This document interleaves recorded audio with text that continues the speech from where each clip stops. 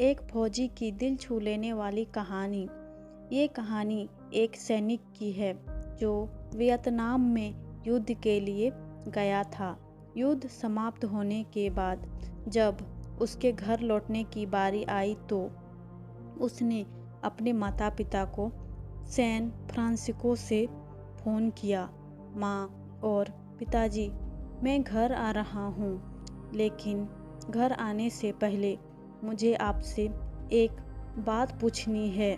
मेरा एक दोस्त है जिसे मैं अपने साथ घर लाना चाहती हूँ।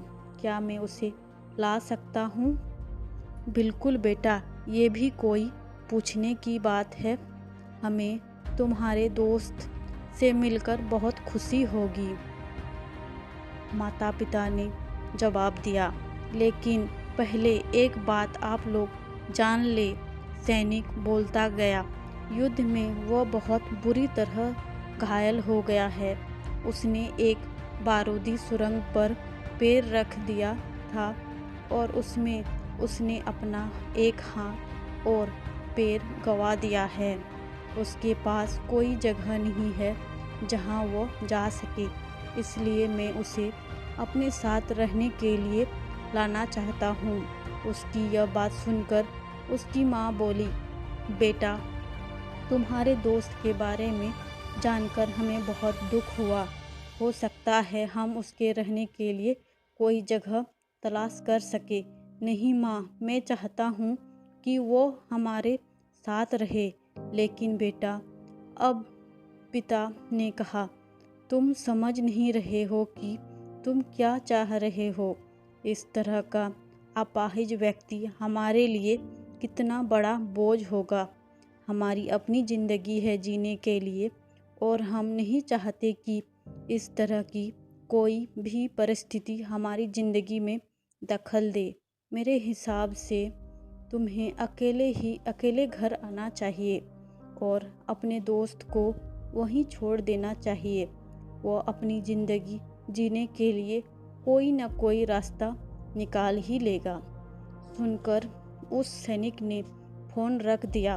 कुछ दिनों बाद उसके माता पिता को सैन फ्रांसिस्को से एक संदेश मिला जिसमें उन्हें बताया गया कि उसके बेटे की एक बिल्डिंग से गिरकर मौत हो गई है। पुलिस के हिसाब से यह एक सुसाइड केस था। दुखी माता पिता ने तुरंत ही सैन फ्रांसिस्को के लिए फ़्लाइट बुक कराई और वहां पहुंच गया। वहां उन्हें शहर के मुर्दाघर ले जाया गया ताकि वे अपने बेटे की पहचान कर सके। उन्होंने उसकी पहचान कर ली, किंतु ये देखकर उनकी कपकपी छूट गई कि उनके बेटे का बस एक हाथ और एक पैर था।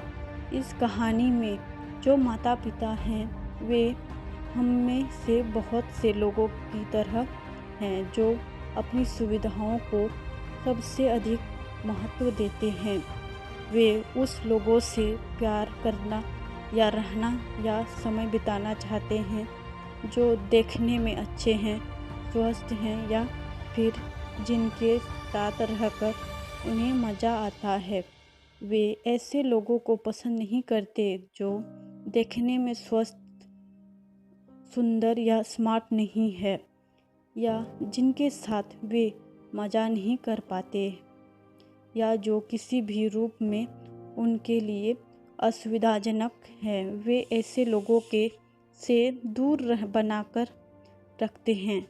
लेकिन अभी अभी उनके इसी व्यवहार के कारण उनके सामने ऐसी परिस्थिति उत्पन्न हो गई जाती है जब उन्हें पछताना पड़ता है। आइए लोगों को वे जैसे हैं वैसे ही अपनाएं और ज़रूरत पड़ने पर उनकी मदद करें। ये छोटी सी कहानी पसंद आई हो तो लाइक, शेयर, कमेंट कीजिएगा। Thank you.